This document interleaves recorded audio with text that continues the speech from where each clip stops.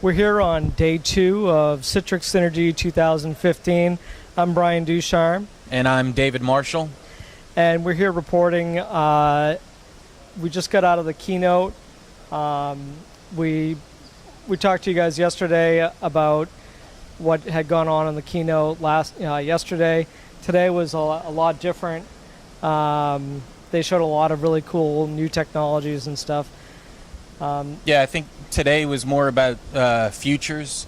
So a lot of the stuff that they talked about today basically were tech previews, things that we would see more in, I think, the second half of the year. Right, and along those lines, they tried to do the X1 mouse again and kind of failed horribly, but I guess that's what you do when you're trying to push the limits of new technology. Nothing ever quite goes the way it's supposed to. Right. So one of the interesting things that they showed, at least interesting to me, was the OctoBlue. Very much, yeah. I think we talked about it yesterday, a preview of it. But yeah, that's probably one of the most interesting, innovative things I think we've seen in a while. Right, and that with the they're using the Amazon Echo in order to be able to do voice commands. And so in case you don't know what OctoBlue is a cloud-enabled device that allows you to connect, I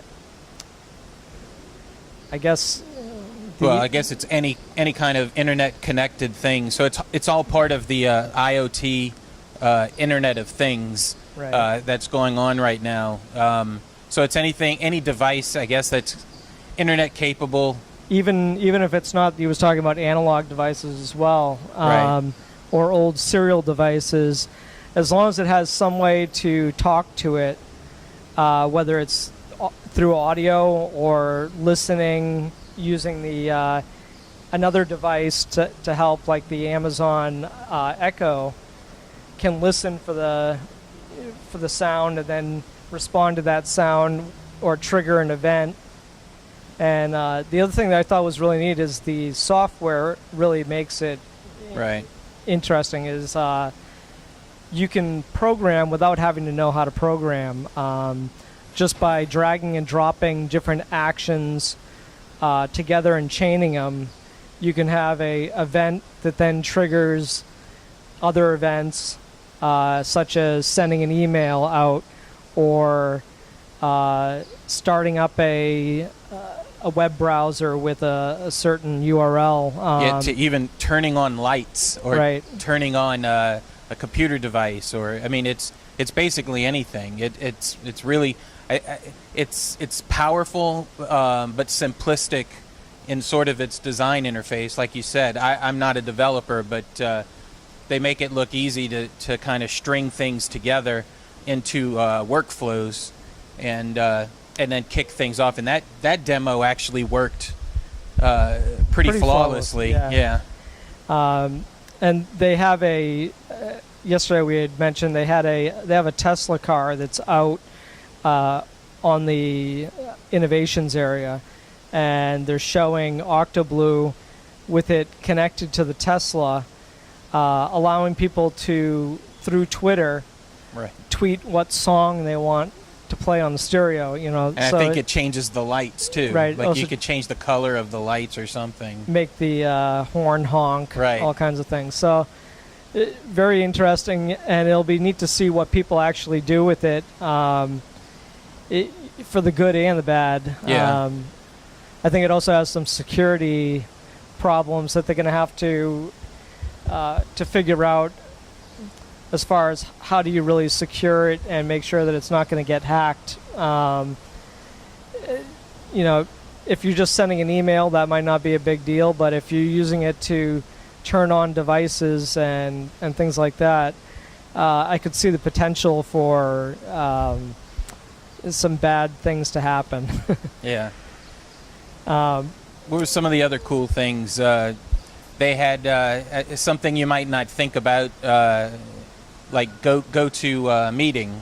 One of the interesting things, so go to meeting, most people have used that, the But one of the cool things they showed off here was they've now integrated it to work with a mobile platform. So you could, and they did a demo of this as well, you could use your iPhone, connect into GoToMeeting, and then make it the presenter, and then all of a sudden now you're using your phone or your tablet as the display device. So that was pretty interesting. Right.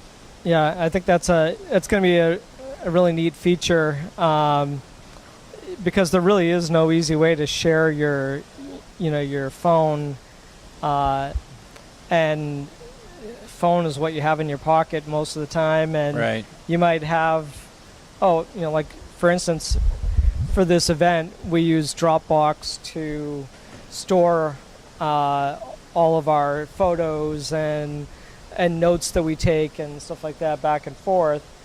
We're just looking it up on my phone so that we could figure out what we're going to talk about during this event. But to be able to just present it from your phone is going to be really neat. Yeah.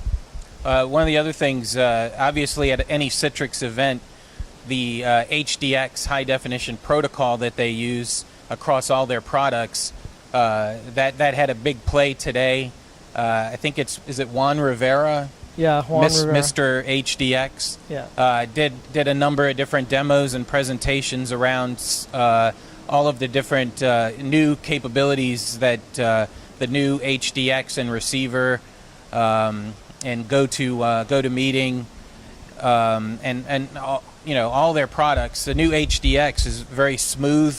And what were some of the? So they were demonstrating using a drawing app that is pressure sensitive as well as speed sensitive.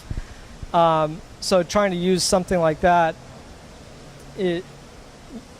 before this new HDX protocol, your lines would come out kind of jagged and you'd have blotchiness because it just can't send the information quick enough. Right.